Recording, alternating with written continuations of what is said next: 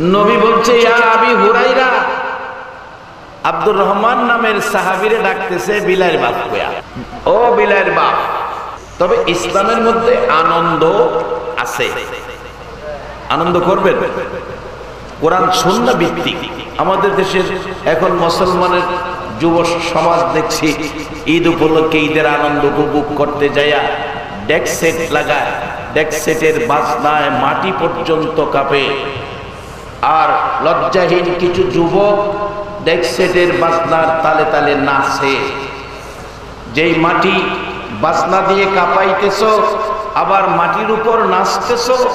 ও আখিরি নবীর উম্মত, মুসলমানের সন্তান, মনে রেখো এই মাটি একদিন তোমার প্রতিশোধ নেবে।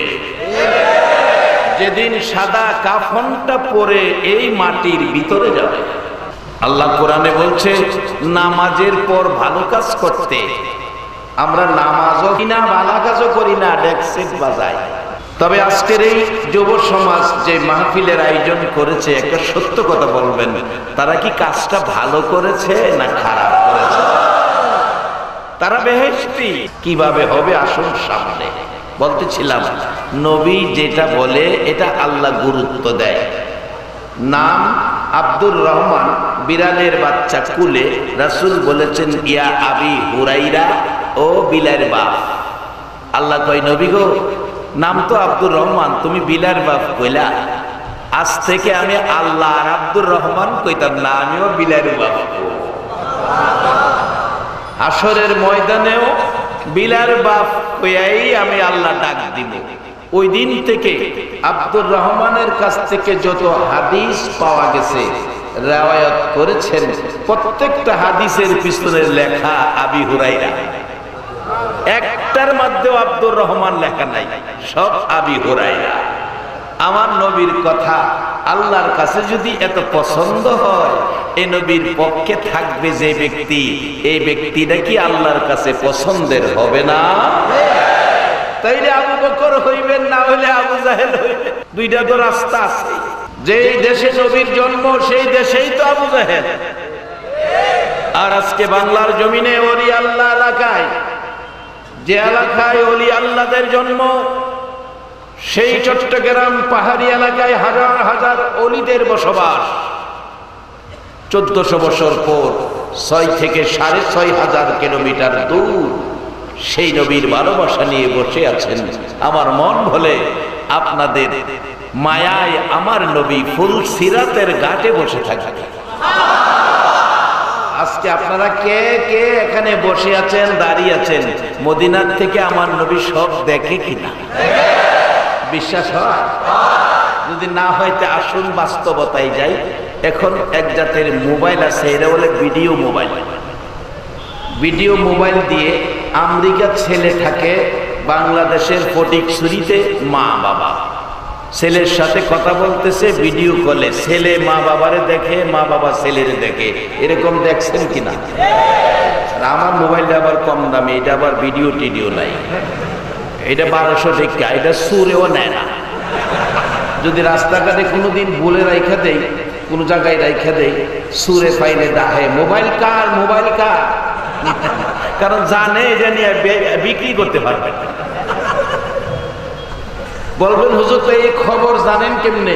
জানি যে রে বাবা, আমার একটা ছেলে চাই না ডাক্তারি লেখাপড়া করে। ইচ্ছা একটা ছেলেরে ডাক্তার বানাবো, মানুষের সেবা করবে। আরেকটা ছেলেরে মাদ্রাসায়, আমার এলাকায় সুন্নিয়াতের প্রতিষ্ঠান নাই, একটা প্রতিষ্ঠান করেছি আমার বাড়ির সামনে, সুন্নিয়াতের প্রতিষ্ঠান। মাদ্রাসা ছাড়া সুন্নিয়াত প্রসার হবে না, মাদ্রাসা করতে হবে।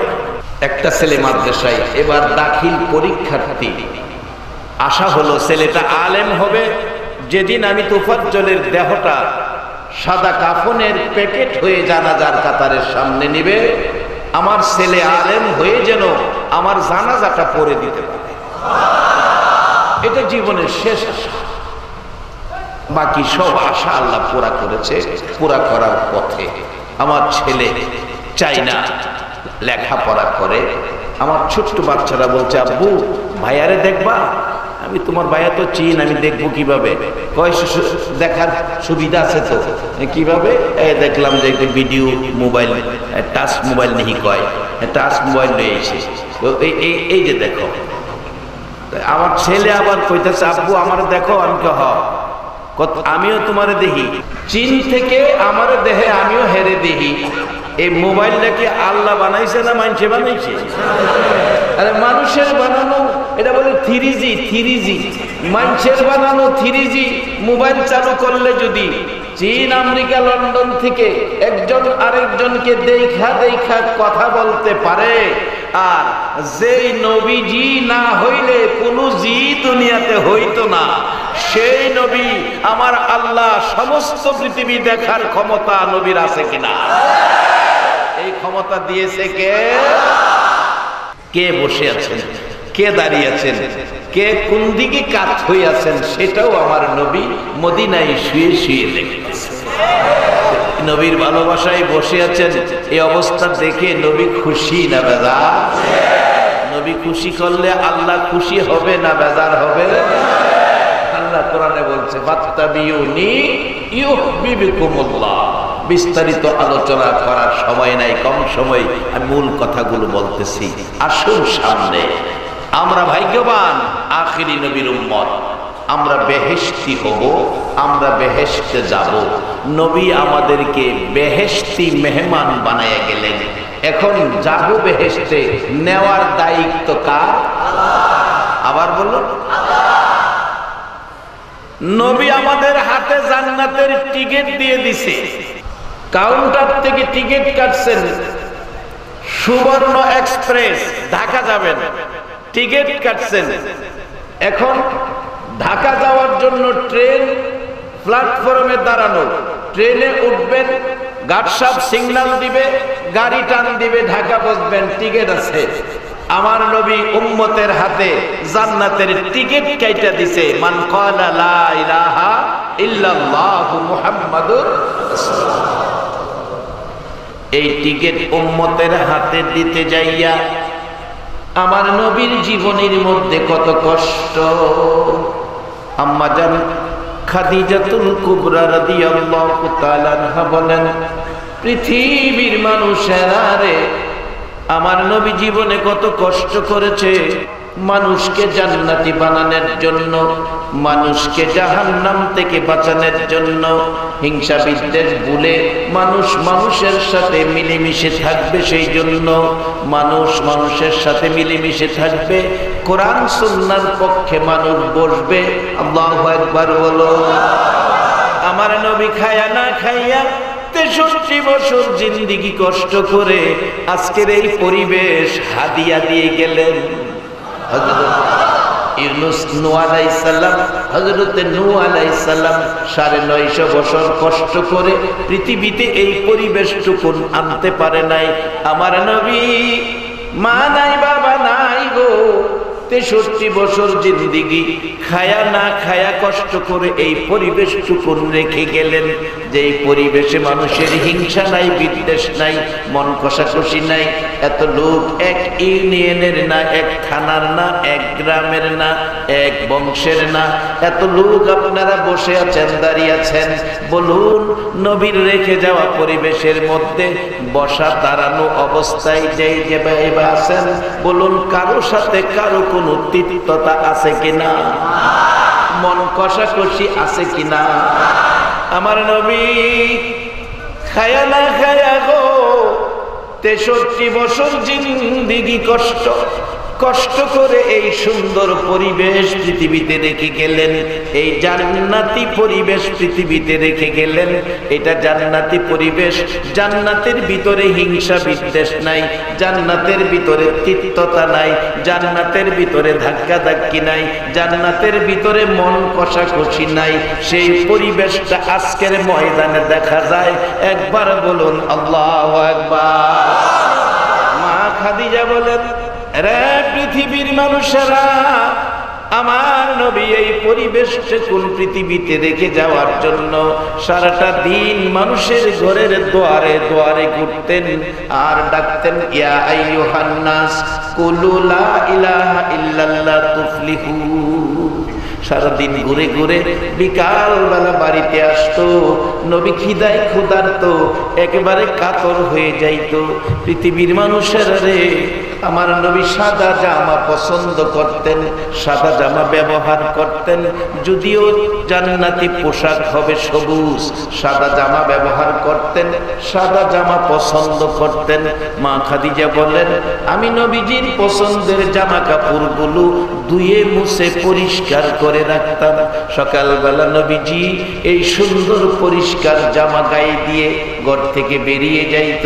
পৃথিবীর মানুষেরা রে, আমার নবী সব সময় যেই টাইমে ঘরে আসতেন, বিকাল হয়ে গেল এখনো ঘরে আসতেছে না। আমি খাদিজা রাস্তার দিকে তাকিয়ে আছি, একটু পর দেখি ওই সময় পার হয়ে গেছে। আমার নবী আস্তে আস্তে হুজরার দিকে, ঘরের দিকে আসতেছে। কাছাকাছি আসার পর তাকিয়ে দেখি আমার নবীর গাল বেয়ে বেয়ে পানি পড়তেছে। পৃথিবীর মানুষেরা, আর একটু কাছে আসার পর দেখি আমার নবীর সাদা জামাই লাল লাল দাগ দেখা যায়। কাছাকাছি আসার পর নবীজির সামনে দাঁড়িয়ে বললাম, হুজুর কেন গো এইভাবে চোখের পানি ছেড়ে ছেড়ে কাঁদছেন? জামা ধুয়ে মুছে পরিষ্কার করে দিয়েছিলাম, এই জামার মধ্যে লাল দাগ মাঝে মাঝে দেখা যায়, কি কারণ, কি হয়েছে? নবী গো কান্দার কারণ, দাগের কারণ জানতে চাই। আমার নবী জবাব দেয়, বিনায়া বিনায়া কান্দে। খাদিজা রে, আমার মায়ের দেশ, বাবার দেশ, দেশের মানুষগুলোকে আমি জান্নাতি বানাইতে চাই, জাহান্নাম থেকে বাঁচাইতে চাই। হিংসা বিদ্বেষ ভুলে মানুষ মানুষের সাথে মিলেমিশে থাকবে, মানুষ জান্নাতি পরিবেশ, সুন্দর পরিবেশ সাজাবে। রে খাদিজা, আমি ঘরের দোয়ারে দোয়ারে সারাদিন ঘুরি, রাস্তায় মানুষ পাইলে পিঠের উপর হাত বোলাই, মাথার উপর হাত বোলাই। খাদিজা রে, কেন জানি আমার দেশের বন্ধুরা তারা জানে আমি মুহাম্মদ। জীবনে একটা দিন বাবা কইয়া ডাকলাম না, একটা দিন বাবার চেহারা দেখলাম না। 6 বছর বয়সে মা হারাইলাম, মা ডাকার সুযোগ আমি আর পাইলাম না।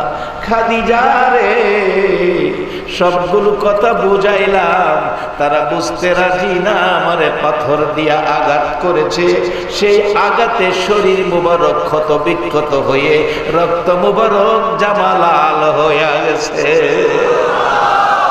মা খাদিজা বলেন, হুজুর আর যায়েন না, তারা আপনার কথা মানবে না। আমার নবী বলেন, খাদিজা রে বাধা দিস না, যত ব্যথা, যত দুঃখ, যত কষ্ট আসুক না কেন রে খাদিজা, আমি মানুষকে জান্নাতের পথ দেখাইয়া দিব। আমার আল্লাহ বলেন, বন্ধু গো, জান্নাতের পথ জান্নাতি বানানোর জন্য এত কষ্ট, এত ব্যথা, এত দুঃখ সহ্য করে নিলা। বন্ধু গো, আমি আল্লাহ কথা দিলাম, তোমার উম্মতের জান্নাতে নেওয়ার দায়িত্ব আমি আল্লাহ নিলাম। আমি আল্লাহ তোমার উম্মতের ডাইকা ডাইকা ভালো পথে উঠাইয়া আমি জান্নাতি বানাইয়া তোমার উম্মতকে দুনিয়া থেকে নিয়ে যাব। এই জন্য আমার নবীর কষ্টের গুরুত্ব দিতে যায়া আল্লাহ পাক কত সুন্দর করে ডাকতেছে, ইয়া আইয়ুহাল্লাযীনা আমানুর কাউ ওয়াসজুদু ওয়া'বুদু রাব্বাকুম আফআলুল খায়রা লাআল্লাকুম তুফলিহুন। আল্লাহ ডাকতেছে আপনাদেরকে, সবাইরে ডাকে না। ইয়া আইয়ুহান নাস বললে সকল মানুষ ডাকের মধ্যে পড়তো, ডাকছে আমানু। নবী কষ্ট করে যারে কালিমা পড়াইয়া আমানু বানাইছে, আল্লাহ হেরারে ডাকতেছে। বাজান, আমি বেহেশতের পরামর্শ দিতেছি আল্লাহ রাসূলের পক্ষ থেকে। এই পরামর্শ, আপনারা বেহেশতে যাবেন, রাজি আছেন তো? 1 ঘন্টা সময় দিতে রাজি আছেন না? আবার কেউ কেউ বলবে এগুলি লাগবে না, নামাজ পড়লেই বেহেশতে যাওন যাইব। আল্লাহ কথা কয় নাই নামাজ পড়ে বেহেশতে যাওন যাইব। নামাজ পড়া যদি বেহেশতে যাওন যাইত তাইলে কাদিয়ানীরাও নামাজ পড়ে, এরাও বেহেশতে যাইত। 9 লক্ষ বছর নামাজ পড়ছে ইবলিস, বলুন তার কপালে বেহেশ আছে? নামাজ কিভাবে পড়বেন, কে পড়বেন, কার জন্য নামাজে বেহেশতের খবর দিবে আল্লাহ কোরআনে পরামর্শ দিয়েছেন। তাই আসুন সামনে বাড়ি। এই নবীর উম্মত, নবী কষ্ট করে আমরা জান্নাতের টিকিট হাতে দিলেন, আল্লাহ পরামর্শ দিলেন এই টিকিটওয়ালাদেরকে, ও আমানু ইমানদার আখিরি নবীর উম্মত কালিমাওয়ালা, তোমরা কি করো?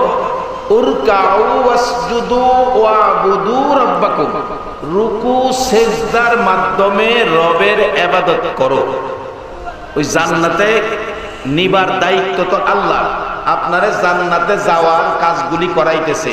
রুকু সিজদার মাধ্যমে রবের ইবাদত করো। আচ্ছা, রুকু সিজদার ইবাদতটার নাম কি? সবাই বলেন। আরে বাবা, পড়েন আর না পড়েন, স্বীকার করেন না। রুকু সিজদার মাধ্যমে ইবাদতটার নাম কি? মাশাআল্লাহ। নামাজের মধ্যে বরকত আসেনি? অহন নাই? আছে, আমরা নিতে পারি না। কেন পারি না? আল্লাহ বলছে নামাজের পরে কি করো? আফআলুল খায়রা, ভালো কাজ করো। কিন্তু আমরা নামাজের পরে ভালো কাজ করি না। নামাজ পড়া দোকানে যাই সরিষার তেলের সাথে সয়াবিন মেরে দিই।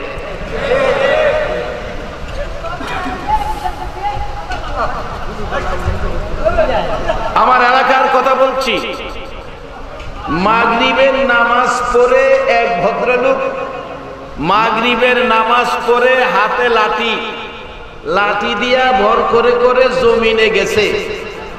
আরেক বেচারা 5 লিটার তেল দিয়া জমিনে পানি লইছে, ধান খেতের পানি।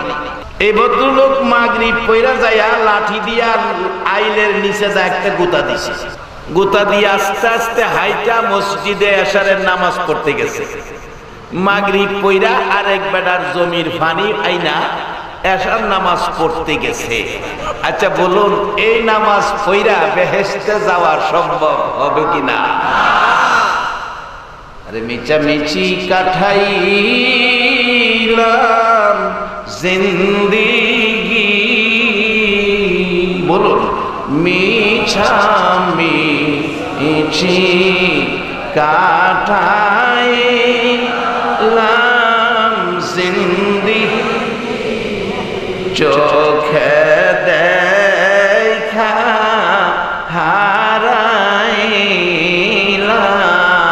বন্দিগি। হাইরে চোখে দেখা হারাইলাম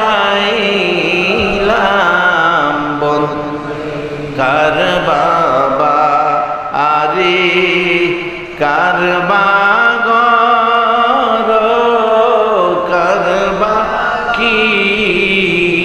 কার বাবা রে কার বাগর কার বাকি অন্ধকার কবরে হবে বসতি। হাইরে অন্ধকার কবরে এই দুনিয়া মুসাফির খানা জানো না, এই দুনিয়া মুসাফির খানা জানো, কত মানুষ আইল গেল রইল না। হাইরে কত মানুষ আইল গেল আমরা কিছুদিনের মেহমান, এই দুনিয়ায় চিরকাল থাকার কোনো সুযোগ নাই। আমাদের চোখের সামনে কত মানুষ এই দেশে বসবাস করত, তারা আজকে নাই, চলে গেছে। আমরাও যাওয়ার পথে আছি। কবরে যাইবেন না এমন মানুষ আছেন এখানে? 6টা দেশের ভিসা দিয়া পাঠাইছে বাজার। এই দেশটা আইসা মনে যাচ্ছে তা কইরেন না, নবীর কথা বললেন। 6টা দেশের ভিসা দিয়া পাঠাইছে, কিতাবী ঘটনা। প্রথম দেশটার নাম আলমে রূহ, রুহের দেশ, যেখানে সকল মানুষের রূহ ছিল। দ্বিতীয় দেশটার নাম কিতাবের ভাষায় আলমে বতন, যাকে আমরা মার পেট বলি। কিতাবের ভাষায় আলমে বতন, মার পেট। আমরা ছিলাম ওখানে, ওখান থেকে আসছি দুনিয়াতে। কিতাবের ভাষায় এই দেশটার নাম আলমে দুনিয়া, আর আমাদের ভাষায় হলো পৃথিবী। এখান থেকে যে দেশটা পাঠাইব, কিতাবের ভাষায় দেশটার নাম আলমে বরজখ, যাকে আমরা কবর বলি। বলুন, এখান থেকে যে দেশটায় পোস্টিং দিবে, এই দেশটার থেকে কোনো দিকে যাওয়ার কোনো সুযোগ আছে কিনা? যাওয়ার সময় কেমনে দেয় দেখছে? এটা কোন থানা পড়ছে? ভোজপুর থানা। ও তাহলে ফটিকছড়ি না, ফটিকছড়ির অংশ, সাবেক ফটিকছড়ি। যাই হোক, সাবেক ফটিকছড়িটাই ধরি, যেহেতু এখানে ওলি আল্লাহদের জন্ম। সাবেক ফটিকছড়ি ভোজপুর থানার কোনো একটা আসামি যদি পুলিশের হাতে ধরা পড়ে, বান কয়টা দেয়? একটা বান দিয়া গাড়িতে তুলে, আবার যদি উপর থেকে কোনো টেলিফোন আসে গাড়ির থেকে ছাইরা দেয়। আর না হোক থানায় নাই, থানায় নিলে উপর থেকে টেলিফোন আসছে, ওসি সাহেব কাকে ধরছেন? এমপি সাহেবের ভাতিজা, ছাইরা দেয়। আর যদি আপনার জেলেও দেয়, 3 মাস জেল খাইটা জামিনে বাইরেও যায়। এরপরে একটা বান্দে ধরা পড়লে যদি শুনে, এখন ওই ওয়ারেন্টের আসামি ওয়াজ শুনতেছে, পুলিশ আইতেছে তারে ধরার জন্য। বলুন, এই আসামি লোকটা ওয়াজ শুনবে না দৌড়বে? একটা বান দিয়া থানায় নিব, এরপরও দৌড় শুরু করলেন। টেলিফোনে ছাইরা দিব, এরপরও দৌড় শুরু করলেন। জেলে দিলে 3 মাস পরে জামিনে বাইরে আইতে পারবেন, তারপরও দৌড় শুরু করলেন। আর এমন এক জায়গার ওয়ারেন্ট ওই আল্লাহর কোর্ট থেকে হইয়াছে, ওয়ারেন্টের আসামি ধরা পড়ার সাথে সাথে 3টা বান দিব। মাথার মুডি টাইনা টাইনা বাঁধবে, পায়ের মুডি টাইনা টাইনা বাঁধবে, মাঝখানে আরো একটা বান। বলুন দেয় কিনা? 3 বান্দের আসামি। রে ফটিকছড়ির বাবারা ভাইয়েরা, ভোজপুরের বাবারা ভাইয়েরা, 3 বান্দের আসামি তোমার নামে ওয়ারেন্ট হয়ে গেছে। ধরা পড়লে কারো টেলিফোনে সারা হবে না, কবর নামের কারাগারে বন্দী করা হবে। কবর নামের কারাগারে বন্দী করা হবে। জীবনে আর কোনোদিন জামিন পাওয়া যাবে না। সেই ঘর আমাদের সামনে আছে কিনা? সেই ঘরটার নাম কিতাবের ভাষায় আলমে বরজখ, আমাদের ভাষায় কবর। প্রত্যেকের সামনে বলুন, কবর আছে কিনা? প্রত্যেক এলাকায় কবরস্থান আছে কিনা? কবরস্থানে যাইয়া দেখো বাবা, তোমার আমার মতো ও যুবকেরা, কত যুবক স্ট্রোক করে অ্যাক্সিডেন্টে মরে কবর দেশে শুয়ে গেছে। কবরের মাটি ভাঙ্গিয়া গর্ত হয়ে গেছে, কবরের উপর নানান রঙের ঘাস বাহির হয়ে গেছে। কবে জানি এইরকম কবর আমাদের বুকের উপর মাটি ভেঙ্গে পড়ে, সেই দিন আসার আগে আমার নবীর কথা মাইনা জান্নাতে হওয়া, বলুন আমাদের দরকার আছে কিনা? নবী আমাদেরকে জান্নাতি বানানোর জন্য নিজের সব বিলীন করে দিলেন। আরামের বিছানায় রাত্র ভরে ঘুমাইতেন না, আমার নবী পেট ভরে খাইতেন না, ভালো পোশাক গায়ে দিতেন না। মা আয়েশা সিদ্দিকা রাদিয়াল্লাহু তাআলা আনহা বলেন, পৃথিবীর মানুষেরা রে, ও নবীর উম্মতেরা, আমার নবী আমার হুজরায় যেদিন আসতো আমি সেদিন বড় আনন্দিত হতাম। নবীর খেদমতে যা পারি তা ব্যবস্থা করতাম। নবী ক্লান্ত হয়ে এসে খানা খাইয়া ঘুমিয়ে গেছে, একটু আরামে ঘুমাইতেছে। মাঝে মাঝে ঘুম থেকে উঠলে দেখতাম চাটাইয়ের দাগ নবীর চেহারা মোবারকে লেগে থাকে। আরেকদিন বিছানা নরম করে দিলাম, আমার নবীর ঘুম বেশি হয়ে গেল। ঘুম থেকে উঠে বিনাইয়া বিনাইয়া কান্দে। প্রশ্ন করি, হুজুর কাঁদতেছেন কেন? মা খাদিজার প্রশ্নের জবাব দেয় আমার নবী, এরে খাদিজা, বিছানাটা নরম করে দিয়েছো, ঘুম বেশি হয়ে গেছে। রাসূল বলেন, ঘুম বেশি হয়ে গেছে? মা খাদিজা ডাকেন, হুজুর কয়েকদিন যাবৎ দেখি শুধু চাটাইয়ের বিছানায় ঘুমান, আপনার শরীর মোবারকে চাটার দাগ লেগে থাকে। ভাবলাম ঘুম বুঝি কষ্ট হয়, বিছানা নরম করে দিলাম। আমার নবী কান্দে, রে খাদিজা, আর বিছানা নরম করে দিও না। নরম বিছানা পাইয়া আমি যদি সারা রাত ঘুমায়া থাকি, কোন সময় রে খাদিজা আমার গুনাহগার উম্মতের কান্না কাঁদব। কত কান্না কাঁদতেন আপনার আমার মতো উম্মতের জন্য। একবার বলুন আল্লাহু আকবার। লম্বা ঘটনা ছোট করে বলছি, আলোচনার সামনে অনেক। মা আয়েশা সিদ্দিকা বলেন, আমার হুজরাই নবী ঘুমিয়েছেন, আরামে ঘুমিয়েছেন। পাশে মা আয়েশা ঘুমিয়েছেন, আমার নবী ঘুমিয়েছেন। রাত্র পার হয়ে যাইতেছে, জিবরাইল এসে নবীজির কান মোবারকের কাছে মুখটা লাগাইয়া ডাকে, হুজুর উম্মতের দরদি নবী গো, উম্মতের ব্যথায় ব্যতীত নবী গো, উম্মতের কান্দারি নবী গো, সারাটা রাত কি ঘুমায়া কাটাবেন? উম্মতের জন্য কি কাঁদবেন না?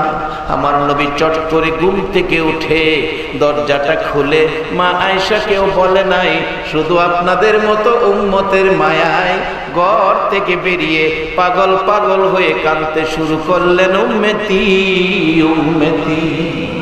দৌড়াইয়া যাইতে যাইতে নিরিবিলি নির্জন জায়গায় সেজদায় পড়ে কান্দে, মাবুদ মাবুদ রে, সব ছেড়ে দিলাম, আরামের ঘুম, ঘরবাড়ি, বিছানা, বিবির মায়াও ছেড়ে দিলাম, কিন্তু আমার গুনাহগার উম্মতের মায়া ছাড়লাম না। আরে উম্মতের কান্দার নবী রহমতের ভান্ডার, বলুন উম্মতের কান্দার নবী রহমতের ভান্ডার। নবী বিনে রোজ হাসরে কে করিবে পার, নবী বিনে রোজ হাসরে কে করিবে পার। উম্মতের কান্দার নবী রহমতের ভান্ডার, উম্মতের কান্দার নবী রহমতের ভান্ডার। মোদের নবী দয়ার সাগর, গুনাহগার উম্মতের পাগল। মোদের নবী দয়ার সাগর, গুনাহগার উম্মতের পাগল। রোজ হাসরে সেজদায় পড়ে কাঁদবে যারে যার, রোজ হাসরে সেজদায় পড়ে কাঁদবে যারে যার। উম্মতের কান্দার নবী রহমতের ভান্ডার, উম্মতের কান্দার নবী রহমতের ভান্ডার। যাইয়া দেখো মদিনাতে কান্দে নবী রোজা পাকে, যাইয়া দেখো মদিনাতে কান্দে নবী রোজা পাকে। মাফ করিয়ে দেও গো খোদা উম্মত গুনাহগার, মাফ করিয়ে দেও গো খোদা উম্মত গুনাহগার। উম্মতের কান্দার নবী রহমতের ভান্ডার, উম্মতের কান্দার নবী রহমতের ভান্ডার। নবী বিনে রোজ হাসরে কে করিবে পার, নবী বিনে রোজ হাসরে কে করিবে পার। উম্মতের কান্দার নবী রহমতের ভান্ডার, উম্মতের কান্দার নবী। বাবারা ভাইরা, আমার নবী কান্দে সেজদায় পড়ে আপনাদের জন্য। ফজরের আজান পড়ে গেল, মসজিদে নববী মুসল্লিতে পড়ে গেল। ইমামতি করবে কে? রহমতের নবী আসতেছে না। হুজরাই খবর নিলে মা এসা বিনাইয়া বিনাইয়া কান্দে। নবীর সাহাবীরা রে, গভীর রাত্রে দরজা খোলা দেখেছি, আমাকে কিছুই বলে নাই রে, না জানি আমার নবী রে বেঈমানেরা ধরে নিয়ে গেছে, তোমরা তালাশে যাও। একদিন তালাশ করলো, ছোট করে বলছি, 2 দিন তালাশ করলো, পাওয়া গেল না। 3 দিন তালাশ করলো, 3 দিন যেদিন শেষ হয়ে যাবে নবীর খোঁজ তো পাওয়া যাচ্ছে না। সেদিন মদিনার জমিনে কারো চুলায় আগুন জ্বলে না, মার কোলের শিশুরা পর্যন্ত মার মুখের দিকে তাকায়া তাকায়া কান্দে, মার স্তনে মুখ লাগায়। আবু বকর ওমর 2 জন এতিমের মতো সারাটা দিন ঘুরে আর কান্দে। যাইতে যাইতে মদিনার শেষ প্রান্তে যাইয়া দেখে এক জাক রাখাল বসে কি যেন ভাবতেছেন। ডাকলেন, রাখালেরা তোমরা কি আমার মায়ার নবীরে দেখছো? রাখালেরা কয়, তোমার মায়ার নবী তো চিনি না। ওমর চোখের পানি ছেড়ে ছেড়ে কান্দে আর ডাকে, রাখালেরা রে, আমি ওমর নবীজির আঘাত করতে রওনা হয়েছিলাম তরবারি হাতে লইয়া। নবীর এত সুন্দর চেহারা রে রাখালেরা, পূর্ণিমার চাঁদের চাইতে সুন্দর। আমি তো নবীকে হত্যা করতে গিয়েছিলাম তরবারি লইয়া। নবীর সুন্দর চেহারা একটা নজর দেখে সহ্য করতে পারি নাই, আমি কালিমা পড়ে মুসলমান হয়ে গেছিলাম। আজকে 3টা দিন হলো রে আমার সুন্দর নবীরে দেখি না, পানিটা পর্যন্ত আমি ওমর খাই না। একটা রাখাল দাঁড়িয়ে বলছে, এরে আবু বকর ওমর, এবার একটা খবর দিতে পারি, সুন্দরের কথা যখন বলছো। আবু বকর ওমর, পাহাড়টার পাশে যাইয়া দেখো, আজকে 3 দিন হলো একটা সোনার পুতুল রে আবু বকর, পূর্ণিমার চাঁদের চাইতে সুন্দর। আজকে 3 দিন পর্যন্ত সেজদায় পড়ে উম্মতি উম্মতি বলে কাঁদতেছে। 3 দিন পর্যন্ত খাবার নাই, ঘুম নাই, গোসল নাই, আরাম নাই। আপনার আমার মতো উম্মতের মায়ায় কাঁদে। এই নবীর উম্মতের জান্নাতে নেওয়ার পরামর্শ দেয় আমার আল্লাহ। আমরা জান্নাতি হব ইনশাআল্লাহ। আল্লাহ এই মাহফিলের সকলকে জান্নাতি হিসাবে কবুল করে নেক, সকলে বলুন আমিন। তবে এই নবীর কথা, এই নবীর ভালোবাসা, এই নবীর সাথে সম্পর্ক রাইখা নাকি আবু জাহেলের মতো বেঈমানি কইরা? আবু বকরের মতো ভালোবাসা দিবেন না আবু জাহেলের মতো বেঈমানি করবেন? আবু জাহেলের মতো বেঈমানি করে এমন মানুষ আমাদের বাংলাদেশে আছে না? তাদের নসিব ভালো না। আর মক্কায় জন্মই তো আবু জাহেলের নসিব ভালো। সকাল সন্ধ্যা নবীরে দেখাও পারলো না, কালিমা পয়রা নবীর উম্মত হইতো। আজকে আমরা কত ভাগ্যবান, একটা দিন নবী দেখলাম না, নবীর মহল্লায় জন্ম হইলাম না, বাংলার জমিন থেকে আমরা আখেরি নবীর উম্মত। সবাই বলুন মারহাবা। সে নবীর দরুদ সালাম মন ভরে পড়বেন। তাই আমি অনেক সময় মাহফিলে গজলের মধ্যে আনছি, দরুদ সালাম জানাই, দরুদ সালাম জানাই নবীজির হুজুরে, নবী গো আমরা গুনাহ। বলুন, দরুদ সালাম জানাই, দরুদ সালাম জানাই নবীজির হুজুরে, এ নবী গো আমরা গুনাহ, আমরা গুনাহগারে জানাই, আমরা গুনাহগারে, ও নবী আমরা গুনাহগারে জানাই, আমরা গুনাহগারে, নবী গো আমরা গুনাহগারে। আল্লাহ পাকের ফেরেশতারা আরে আমার নবীর দুরূদ পড়ে তারায়, আল্লাহ পাকের ফেরেশতারা নবীর দুরূদ পড়ে তারায়।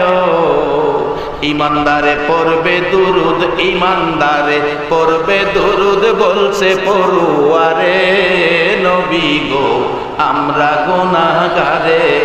দরুদ সালাম জানাই, দরুদ সালাম জানাই নবীজির হুজুরে। এ নবী গো আমরা নবীর দরুদ পড়ে যারা, আরে দয়াল নবীর আপন তারায়, নবীর দরুদ পড়ে যারা, দয়াল নবীর আপন তারায়। সাফায়াত করবে নবী, সাফায়াত করবে নবী ময়দানে হাসরে। নবী গো আমরা গুনাহগারে, দুরুদ সালাম জানাই, দুরুদ সালাম জানাই নবীজির হুজুরে। এ নবী গো আমরা রে বাবা মেয়েরা অসুস্থতার জন্য পারছি না সামনে বাড়তে, আসুন মূল কথায় যাই। আমার নবী সেজদায় পড়ে কান্দে, শুধু আপনার আমার মতো উম্মতের মায়া। 3টা দিন 3টা রাত যেদিন পার হয়ে যাবে, আবু বকর উমর ডাকতেছে, ও আবু বকর। উমর বলেন ও আবু বকর। আবু বকর বলেন ও উমর। 3 দিন পর্যন্ত সেজদায় পড়ে উম্মতি উম্মতি যেই নবী কান্দে, এই নবী আমাদের নবী, এতে আর সন্দেহ নাই। চলো আমরা নবীজির কাছে যাই। যাইতে চাইলে রাখালেরা বাধা দিলেন, আবু বকর উমর যেও না, যাওয়ার আগে একটা কথা দাও, এই লোকটা যদি তোমাদের নবী হয় এখান থেকে উঠাইয়া মদিনায় নিয়ে যাইও। এরে আবু বকর উমর, আজকে 3টা দিন হলো ওই লোকটার ব্যথায় ব্যতীত হইয়া আমাদের বেড়া বকরি দুম্বাগুলো কান্দে রে, ঘাস পানি খায় না। আজকে বেড়া বকরি দুম্বা হইয়া নবী চিনে, উম্মত হইয়া নবী চিনি। কত বড় দুর্ভাগ্য এই নবী নিয়ে টানা হেসরা যারা করে। আপনাদের নসিব ভালো চট্টগ্রামবাসী, আপনারা নবীর পক্ষের মেহমান। আল্লাহ আপনাদেরকে কবুল করুক, সকলে বলুন আমিন।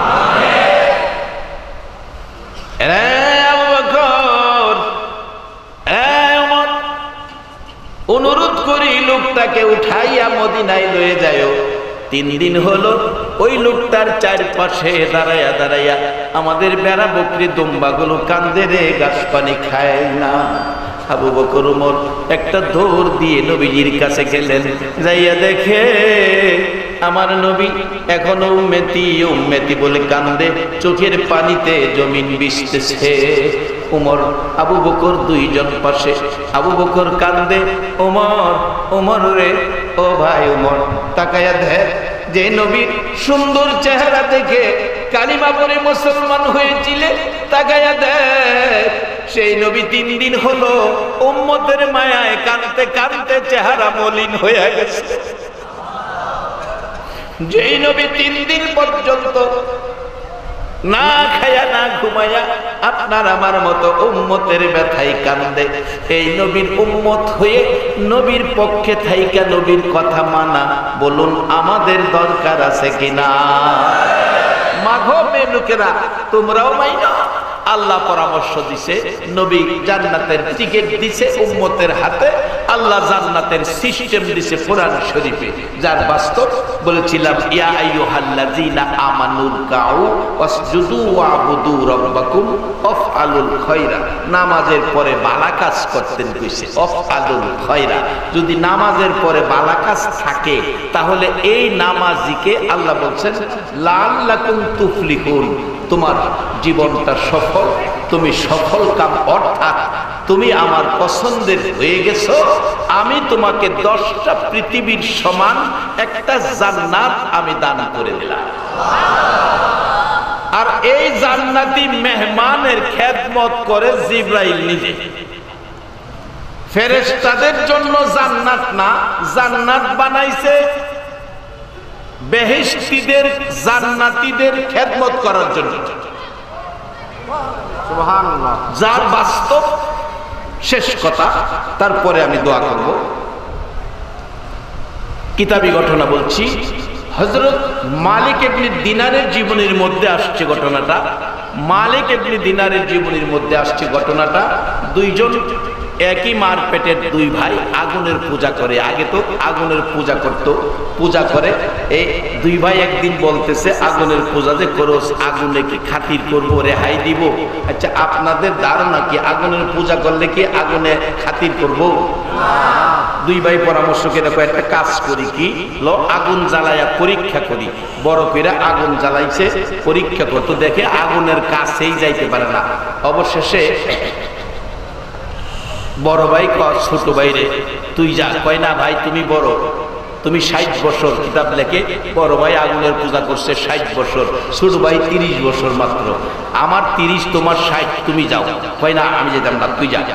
ভাই আঙ্গুলটা দিয়া দেখি, আগে টেস্ট করি। সবকিছুর ওই টেস্ট আছে না? এই যে সামনের মেট্রিক দাখিল পরীক্ষা, এখানে টেস্ট পরীক্ষা আছে না? টেস্ট করি। আজকের মাহফিলটাও মনে করবেন ইমানদারের জন্য জান্নাতে যাওয়ার একটা টেস্ট পরীক্ষা।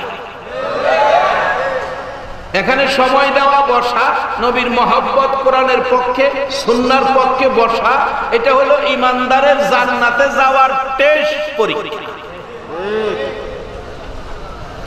ছোটরা কয় ভাই আঙ্গুল দিয়ে টেস্ট করি।